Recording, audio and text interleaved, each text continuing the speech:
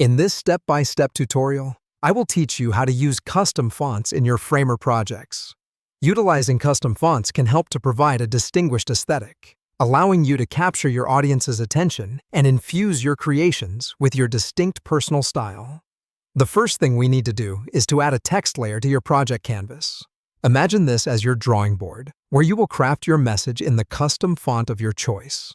After establishing your text layer, shift your attention to the Properties panel on the right side.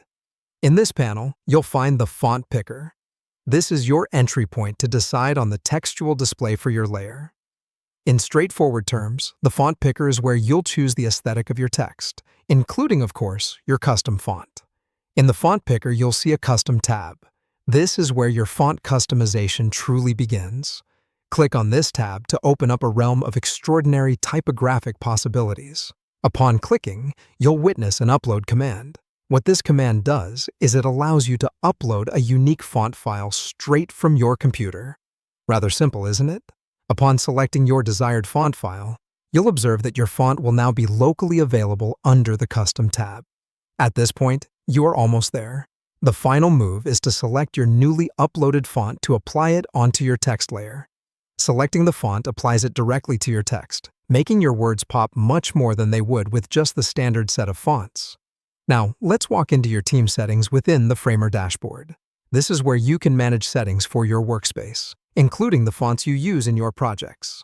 Scroll down to find Tools. Among these, you'll spot Fonts. Select this to open the Font Settings page.